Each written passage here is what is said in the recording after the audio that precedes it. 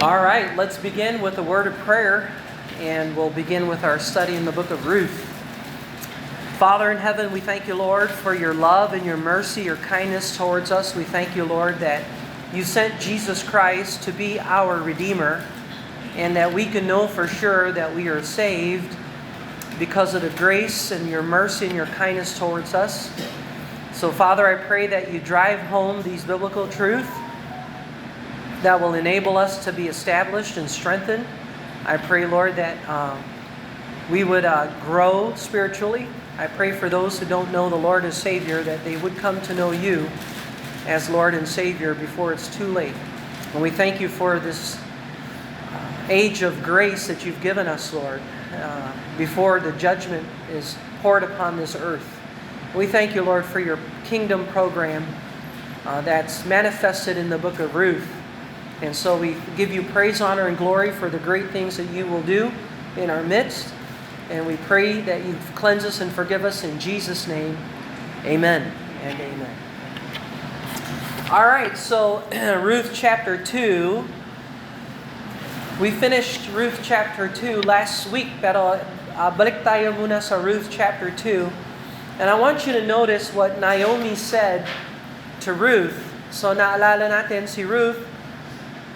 She performed the service na umani siya sa lupa ni Boaz at doon sila nagkita, doon sila nagkakilala. By the way, do you remember Boaz said, "The Lord be with you"? Tapos sinagot ng mga kamanggagawa, yung mga servants ni Boaz, "The Lord bless thee." So, responsive sila. And Boaz is a godly man. So, nung nakita sila ni Ruth, nahulog talaga yung heart ni Boaz kay Ruth, na-observe niya yung kanyang testimony, na si Ruth ay gusto niyang alagaan ang kanyang mother-in-law na si Naomi. Na may karapatan si Ruth, kung tutuusin, na maghanap ng asawa and whatever, she is free kasi namatay yung kanyang asawa. So if your husband is dead, passed away, died, you are free to remarry according to the scriptures. But Ruth chose not to remarry. She wanted to be faithful to Naomi. She wasn't just concerned about herself. She was concerned about Elimelech's name and Elimelech's place in the tribe. And she really had an eternal perspective. Ruth was a believer in the Lord Jehovah. So she did not just think of herself. She thought about the covenant promise of God in Genesis chapter 3 verse 15, in Abraham's time, and in Joshua's time, and so on and so forth. So, nung umuwi siya, naalala natin, sinabihan ni Ruth, hindi mo mapaniwala kung sino ang nakausap ko doon sa lupa ng pag-ani, and that was Boaz. So sabi naman ni Naomi, we know Boaz. Kung tutuusin, matanda rin si Boaz. Boaz is just as old as Naomi. And Boaz could have redeemed Elimelech's family by marrying Naomi. He could have done that. But he wasn't in love with Naomi. He fell in love with Naomi's daughter-in-law, and dahil siya ay daughter-in-law, meron siyang legal right na mag-receive ng kinsman redeemer, na katulad ni Boaz. Pero tingnan mo ang sinabi ni Naomi sa verse number 20. And Naomi said unto her daughter-in-law, Blessed be he of the Lord, who hath not left off his kindness to the living and to the dead. So, blessed be he of the Lord. I-bless ng Panginoon yang si Boaz. Kasi hindi nakalimutan ni Boaz na magpakita ng kagandahang loob sa mga buhay, katulad ni Naomi at ni Ruth, at sa mga patay, katulad ni Elimelech and Chilion, and Mahlon and Chilion. Kumbaga, hindi nakalimutan ni Boaz na part siya ng family ni Elimelech. At may responsibility siya na itaguyod yung pangalan ni Elimelech para hindi mawala sa listahan ng mga tribes ang lahi ni Elimelech. And he was a Bethlehemite. So, nakatira sila sa Judah, sa loob ng Judah. Now, yung sinabi ni Naomi, blessed be he of the Lord, makikita mo ito sa Genesis chapter 24, verse 27. Go back to Genesis chapter 24, verse 27. Genesis chapter 24, verse 27. Ito naman yung servant ni Abraham. So, do you remember the servant of Abraham's name?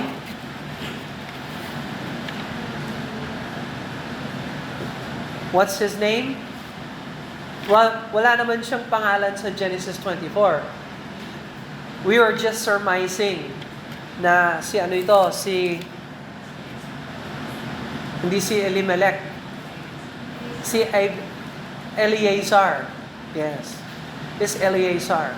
So, Genesis chapter 24 doesn't say Eleazar, but we have a good idea that it might be Eleazar. He was a very faithful servant of Abraham. At siya siguro yung itinaguyod ni Abraham na maghanap ng asawa para kay Isaac from the lahi and tribe of Canaan, Laban. So sa Genesis 24 and verse 47, Genesis chapter 24 verse 27, this is what Eleazar, presumably Abraham's servant, said.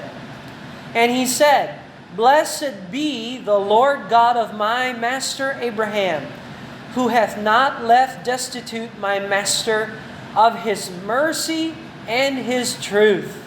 I being in the way, the Lord led me to the house of my master's brethren."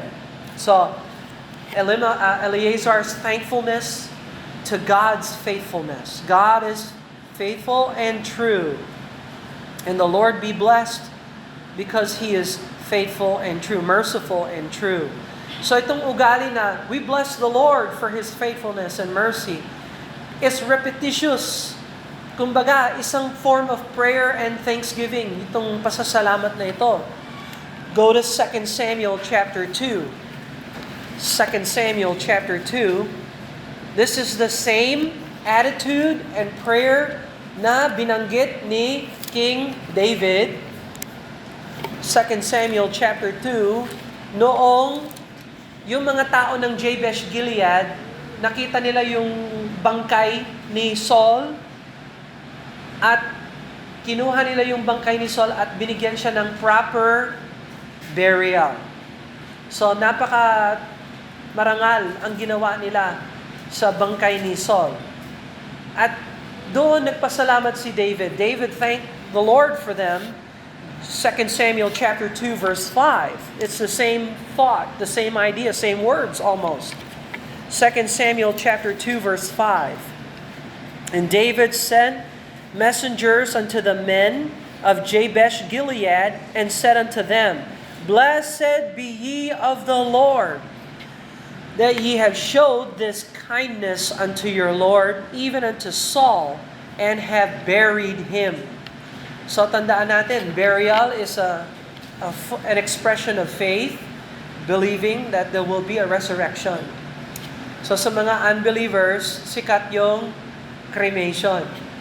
Kasi wala na yung buhay, wala ring future. Baka ma-reincarnate naman siya.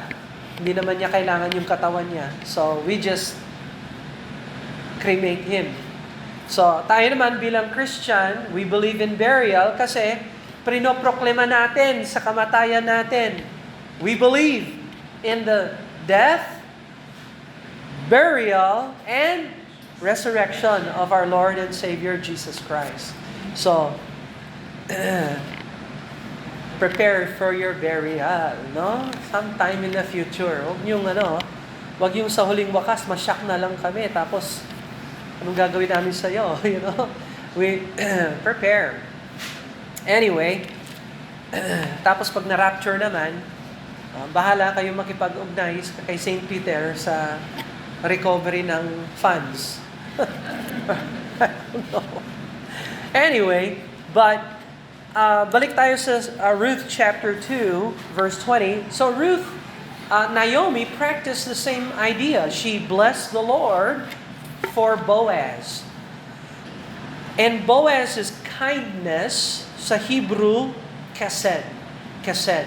Now, two most important Hebrew words sa aklat ng Ruth. Una, Goel.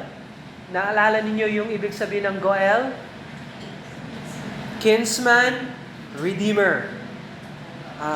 Kamag-anak na tagapagtubos. Tapos, the second most important word is kesed. Kesed. Kindness. Kindness. So, sa Psalms, punong-puno ang Psalms ng loving kindness ng Panginoon.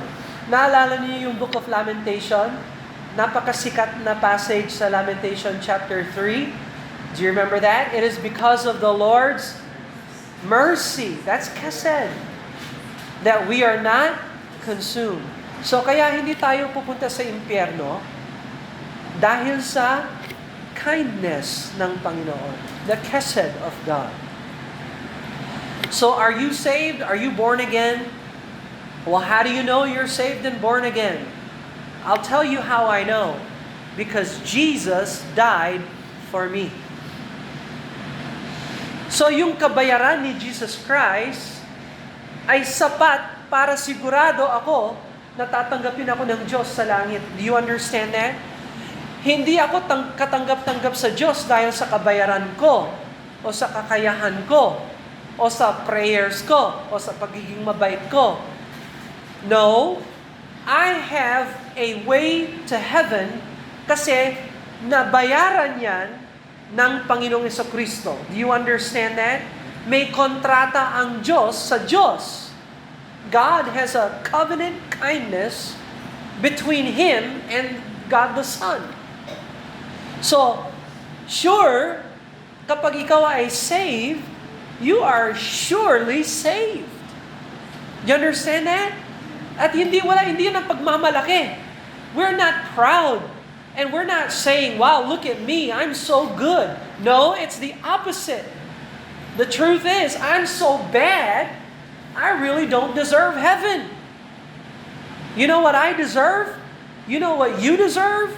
You know what everybody deserves? We deserve the lake of fire. Yan ang deserve natin. Pero dahil sa covenant kindness ni Lord, siya ang unang kumilos. Siya ang unang nagmahal. We love Him because He first loved us. Saan niya tayo minahal? Sa Calvary. You understand that? God showed us His love by sending His Son to pay, to redeem. And Goel. Para itubos tayo sa ating mga kasalanan. Kaya kung ikaw ay nagsisi ng kasalanan at tinanggap mo si Jesus Christ, ikaw ay saved. Do you understand that? Is that clear? So, was there a time in your life na tinanggap mo si Jesus Christ bilang kabayaran ng iyong kasalanan? Everybody who's saved should have a testimony. I remember, there was a time, may nagturo sa akin, ako ay makasalanan. Ito si Jesus Christ ang ginawa niya para sa aking kasalanan. Tapos, kailangan pagsisiyan ko yung kasalanan at tumawag sa pangalan ng Panginoon, Lord, please save me. Oh. Hindi yung, ay, gumising ako, may kinain ako, tapos nakarinig ako ng trompeta, tapos may kumidlat doon, tapos may agila sa himpapawid, at yung feeling ko, tinanggap ako ng Panginoon. Alam mo ang kulang doon? Wala kang sinabi patungkol sa kasalanan, na bulok ka. Wala kang sinabi patungkol sa tagapagligtas na anak ng Diyos na nagkatawang tao, na namatay, inilibing at muling nabuhay para sa iyong kasalanan. Do you understand what I'm saying? Kaya tanungin mo, you can ask anybody, How do you know you're saved? Pag ang sagot, ay kasi mabait naman ako. Ngayon, nakikita mo, ang layo sa testimony ng Scripture. You understand what I'm saying? So we're saved because of the kindness of God. Ganyan kabigat at kaimportante yung word chesed. Kindness, grace, mercy ng Panginoon. No. Deserve ko ba yung mercy ng Panginoon? No. Not in a million years. If you had 1,000,000 life, God would never receive you because of you. Kaya wag mong sabihin, I'm saved because I am so good or I'm a member of a church. Daming mga tao sa impyerno, they are members of churches. Pero never nilang naranasan yung kindness ng Panginoon. You understand that? So, sa testimony of salvation, hanapin nyo yung sin, yung Savior, si Jesus Christ, yung repentance from sin, at saka yung faith, believing on the Lord Jesus Christ. Yun ang elements ng salvation. Pag wala yon o hindi nila alam yon, malabo. Hindi ka tanggap-tanggap ang testimony na gano'n. You understand that? So, Naomi understood the kindness of Boaz. Kaya may pag-asa tayo, sabi ni Naomi kay Ruth, Ruth, sa chapter 3 na tayo, Ruth, puntahan mo yan si Boaz. Hingi mo sa kanya, nagampanan niya yung tungkulin niya bilang Goel, bilang kinsman redeemer natin. Meron na tayong chance dahil napakabuti ni Boaz. And so, now we're in chapter 3. Let's go to chapter 3. Ruth's claim. Ruth's claim. So, what is Ruth's claim? Ano yung claim ni Ruth? Ano yung claim sa Tagalog? Ruth's claim. Claim. Ano nga ang claim? Resita? Resibo? Anong claim?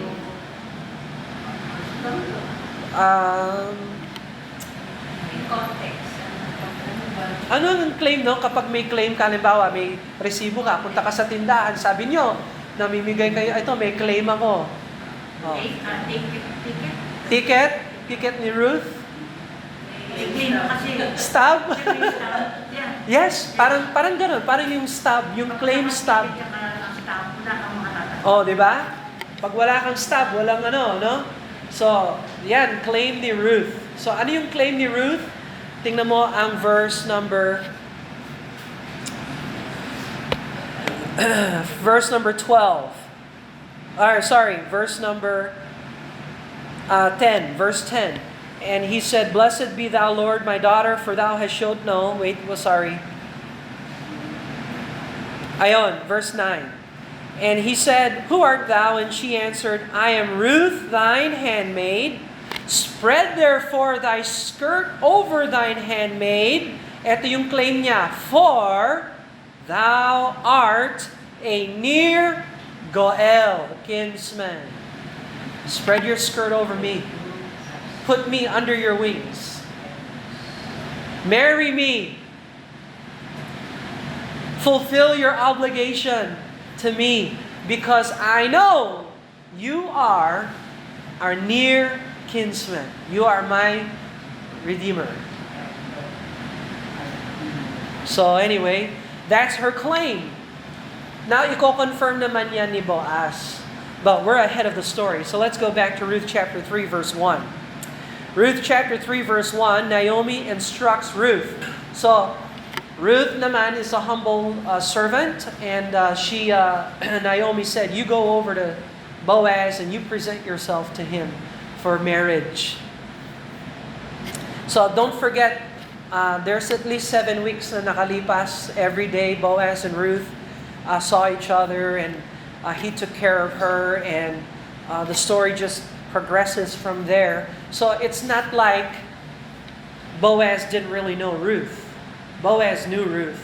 Boaz observed that Ruth is a believer. Boaz knows that Ruth is taking care of her mother-in-law, which is the peer of Boaz.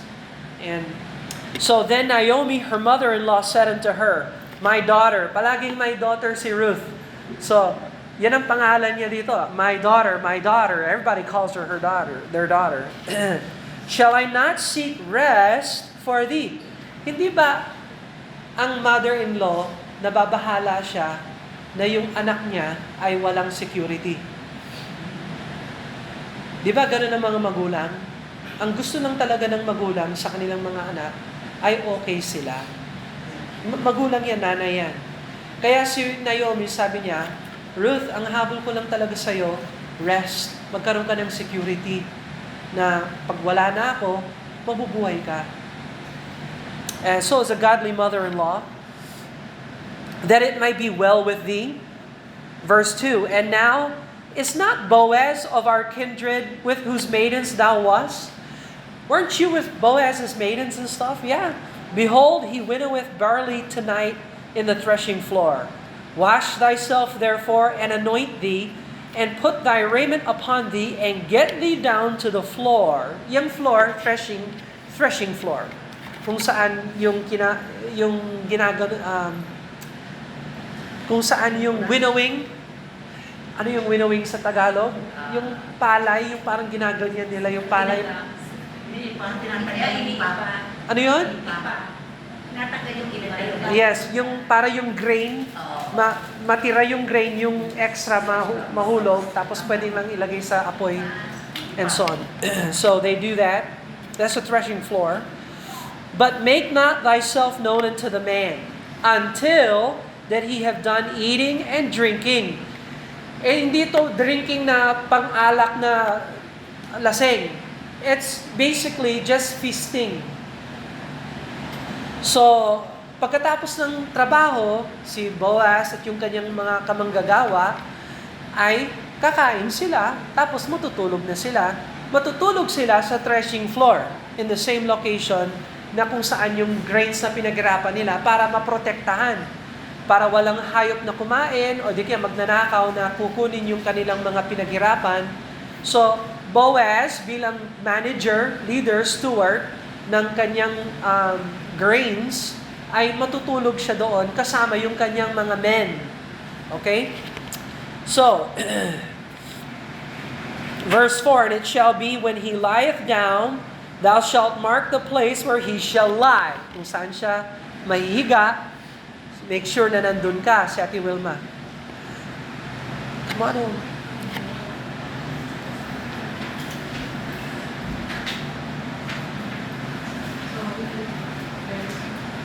So we're going to be in verse number 4. Verse number 4. And it shall be when he lieth down, thou shalt mark the place where he shall lie, and thou shalt go in and uncover his feet. So, and lay thee down, and he will tell thee what to do. And she said unto her, All that thou sayest unto me, I will do. So napaka-obedient talaga ni Ruth. So sabi ni Naomi, pagtulog na siya, ating gabi na, alisin mo yung kumot sa kanyang paa. So anong mararamdaman ni Boaz? Malamig. Yes. Gigising siya. Ang lamig. Titingnan niya yung paa niya. Huy, may tao dito na nakatulog, nakahiga, katabi ko. Magugulat siya. Who are you? Tapos maririnig niya yung boses ni Ruth. Ayon, ma-inspire siya. Wow. Wow. So, there's nothing inappropriate sa uncovering his feet. It's just a matter of waking him up by the cool of the night. So verse 6, Boaz rested with his servants and blesses Ruth. Verse 6, And she went down into the floor and did according to all that her mother-in-law bade her. Yes. And when Boaz had eaten and drunk, and his heart was merry, he went to lay down at the end of the heap of corn, and she came softly and uncovered his feet and laid her down. So, Nagising na nun si Boaz. Verse 8. And it came to pass at midnight that the man was afraid and turned himself. So kumbaga, parang hinanap niya yung kumot dun sa paanan niya. So, nasa ba ito na? Ang lamig. And behold, a woman lay at his feet. And he said, Who art thou? And she answered, I am Ruth. Something like that, I don't know. I am Ruth, thine handmaid. Spread therefore thy skirt over thine handmaid. Sabi ni Ruth, pakasalan mo ako. Nagpapasailalim ako sa iyong skirt. This is an expression meaning to say, I want to be your wife. I want you to be my provider. I want you to protect me. Spread your skirt over me. Hide me under the shadow of your wings. Wow.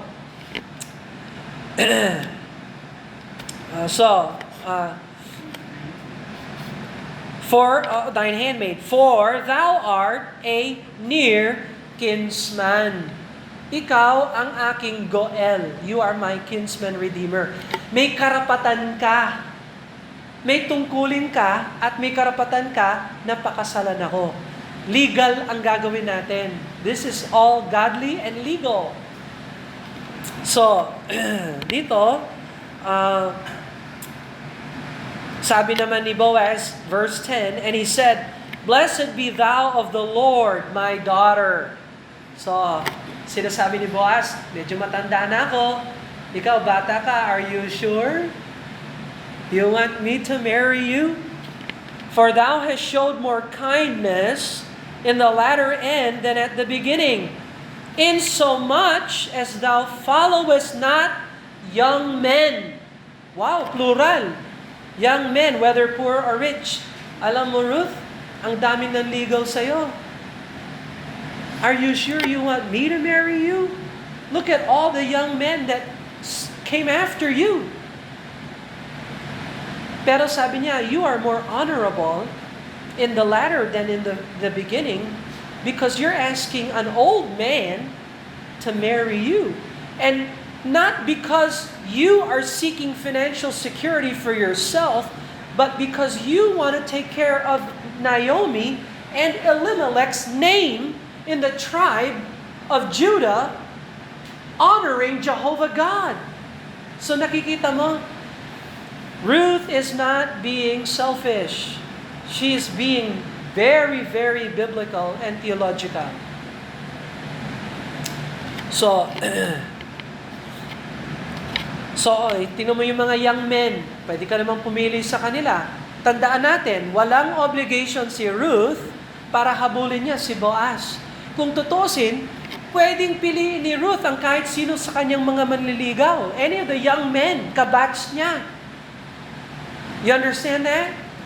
At kung halimbawa, sabi ni Ruth, piliin ko itong young men kasi guwapo, kasi may kakayahan, kasi qualified naman siya. I'll just go with the young man. Anong mawawala kay Naomi? Yung pinaghirapan ni Elimelech, wala na yon. Yung pangalan ni Elimelech, wala na yon. Kumbaga, matatapos yung lahi ni Elimelech sa buhay ni Naomi. Pero dahil si Ruth ay nagpatuloy na hindi tanggapin yung mga young men, kung bagkus yung kinsman redeemer na si Boaz, magpapatuloy yung lineage ni Elimelech. At yung seed promise ng Panginoon. Sino yung seed promise ng Panginoon? Si Jesus Christ. Kailan binigay ni Jehovah yung seed promise? Genesis chapter 3 verse 15. Yes. Genesis chapter 3 verse 15. So magmula Genesis 3:15 kay Adam and Eve, nangako na ang Diyos na magpapadala siya ng binhi ng babae na magiging tagapagtubos ng Israel at ng buong mundo. So, from Adam to Abraham, from Abraham to David, from David to Jesus. You understand that? So, kaya napakahalaga ng Book of Ruth, linking us to the kingdom of God through the seed of David. All right. So, So sabi ni Boaz, you could have chosen the young men. So verse 11, and now my daughter, fear not. I will do to thee all that thou requirest, for all the city of my people doth know that thou art a virtuous woman. Oh, is there a virtuous woman in Proverbs chapter 31? Yes, there's a virtuous woman there. So sino ang model, virtuous woman, ng Proverbs 31? Who could that possibly be? Ruth. You see that? So, was Ruth a hard worker? Yes. Did she provide for her family? Yes. She fits Proverbs chapter 31. So all right. We got that. Verse 12. And now it is true that I am thy near kinsman. Howbeit, there is a kinsman nearer than I. Nako, sabi ni Boaz, Ruth, ako nga ang near kinsman, kaya lang Ruth, may legal problem. May mas malapit pa sa inyo kesa sa akin. So tingnan mo si Boaz, nag-research na siya noon. Kasi alam na ni Boaz, gusto niyang pakasalan si Ruth. Kaya lang nag-research si Boaz sa mga kamag-anak ni Elimelech. Meron bang mas malapit kesa sa akin? Natuklasan ni Boaz meron. So Boaz had already had in mind that he was going to marry Ruth. And he did some research and he found out there's another kinsman closer. So there's a technicality here. Hindi pa siya talaga legal claim kay Ruth. Si Ruth, tama yung claim niya sa kanya, pero si Boaz, hindi pa tama ang claim niya kay Ruth. You understand that? So, howbeit there is a kinsman nearer than I, verse 13. Tarry this night, and it shall be in the morning, if he will perform unto thee the part of a kinsman, well. That means, we're going to ask this guy tomorrow if he wants to perform the kinsman Goel redemption. Ikakasal ka sa kanya. Pero alagaan naman kayo. Well, ibig sabihin, good. Kung gusto ka niyang pakasalan, hindi okay. Siguro, may konting, si Boaz, may konting bigat ng puso. Yeah, well, that's good. Pero, sabi niya, let him do the kinsman part. But, if he will not do the part of a kinsman to thee, then will I do the part of the kinsman to thee, as the Lord liveth. Lie down until the morning. So tingnan mo yung, alam natin walang nangyari kay Ruth at saka kay Boaz kasi Boaz has to clear his relationship with Ruth first with the nearer kinsman. So he cannot touch Ruth. He cannot have any physical relationship with Ruth. Otherwise, he would violate the potential wife of the near kinsman. You understand what I'm saying? So, there's nothing immoral here. Secondly, he said, you stay here till the morning kasi kung umuwi ka na, hating gabi, baka may mangyari sa kanya. So, protective talaga si Boaz. And so, in the morning, verse number 14, and she lay at his feet until the morning, and she rose up before one could know another. Bago pa gumising at bumangon yung iba, gising na bumangon na si Ruth. That's all, virtuous woman, rising early, getting going. And she said, let it be known that a woman came into the floor. And also he said, bring the veil upon that thou hast upon thee and hold it. And she held it, and he measured 6 measures of barley and laid it on her, and she went into the city. So by the way, Ruth, before na umuwi ka, eto, hakot. Yan, lagay mo yan sa ulo mo. Okay, uwi ka na. May katunayan ka na talagang pakakasalan kita. So para itong dowry, parang down payment kay Naomi. Para Naomi, alam mo, pag ayaw ng near kinsman na pakasalan siya, ako, pakakasalan ko siya. So, and she said, verse 16, and when she came to her mother-in-law, she said, who art thou, my daughter? Labo na talaga ng mata ni Naomi. And she told her all that the man had done unto her. And she said, These 6 measures of barley gave he me. For he said to me, Go not empty unto thy mother-in-law. Then said she, Sit still, my daughter, until thou know how the matter will fall. For the man will not be in rest until he have finished this thing this day. So, Ruth, dito ka lang. Mag-relax ka lang. Mag-pray na lang tayo. Tingnan natin kung yung sadya ni Boaz ay matutuloy. Gusto ni Boaz pakasalan si Ruth, pero kailangan muna dumaan sa legal na process. Yung mas malapit na redeemer ni Ruth ay hindi si Boaz. So, ang gagawin ni Boaz, lalapit siya ngayon sa chapter 4, lalapit siya ngayon sa mga elders, lalapit siya sa redeemer ni Ruth, kasi magkaedad sila Ruth at saka si redeemer niya. Hindi si Boaz. Si Boaz, mas malapit siya kay Naomi. Okay? So, and lahat naman niya nasa scriptures. Go to Deuteronomy chapter 25. Deuteronomy chapter 25. Ito yung rules ng Redeemer. Kinsman-Redeemer rules. Deuteronomy chapter 25, verse 5 to 10. And we'll look at this before we end.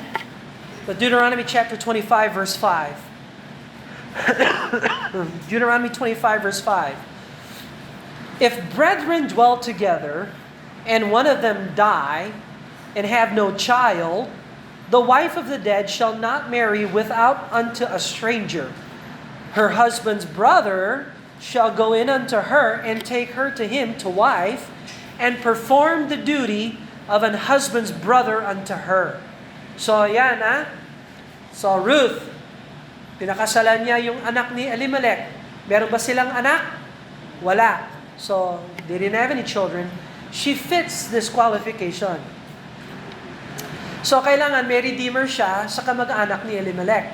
Verse 6, And it shall be that the firstborn which she beareth shall succeed in the name of his brother which is dead, that his name be not put out of Israel. So, yan ang dahilan kung bakit may kamag-anak na tagapagtubos para hindi mawala yung lahi nila sa tribo ng Israel.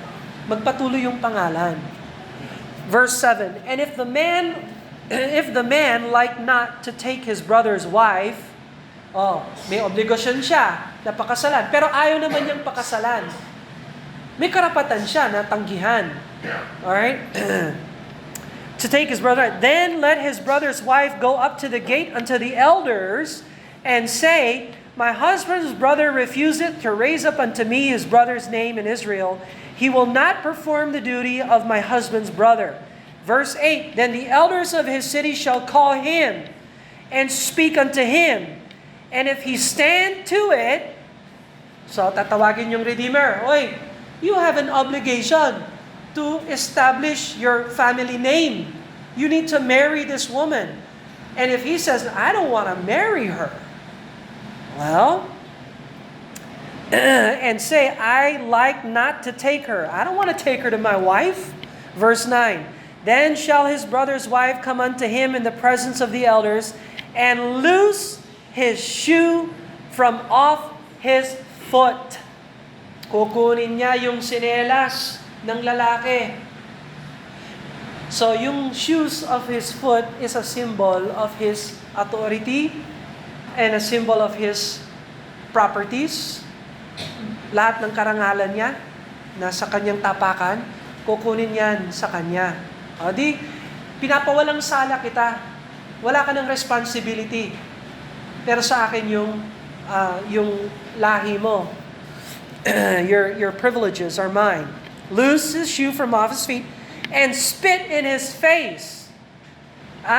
So, dahil hindi mo ginampanan yung tungkulin mo bilang redeemer, walang hiya ka. They spit on his face to reject him because he rejected the responsibility that God wants to establish the line of the children of Israel.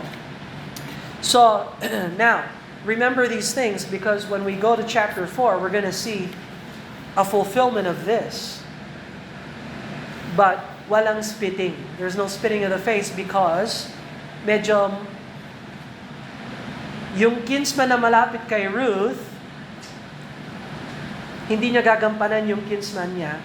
Pero si Boaz medyo malayo kay Ruth, kaya walang spitting of the face. There's no rejection. Pero yung shoes, kukunin. Okay? And we'll look at that next week. All right? Any questions? Any questions? Are we getting somewhere now?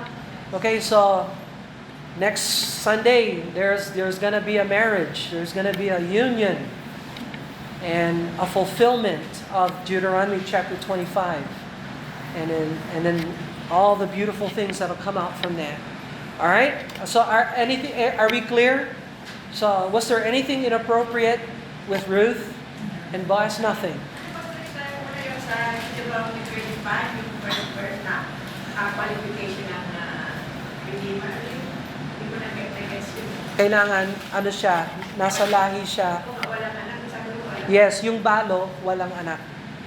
Halimbawa, nag-marry siya ng nakalahi ng Judah. Kung yung kasal nila, walang fruit ng anak, at namatay yung lalaki, available yung babae, kailangan pakasalan siya ng susunod na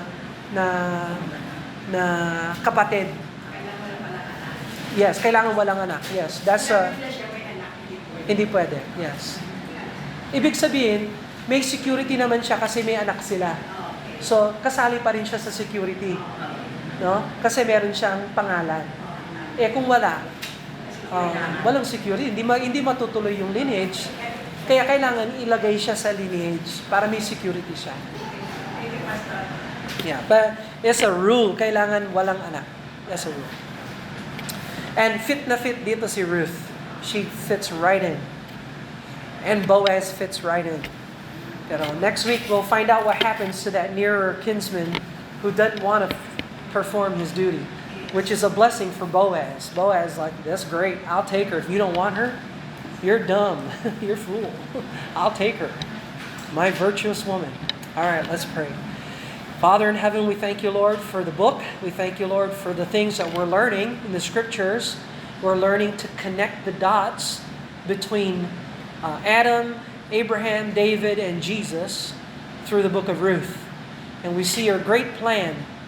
And more than that, we see your great redemption and your great kindness towards us who have no right to eternal life except for your grace and your mercy towards us because of Jesus.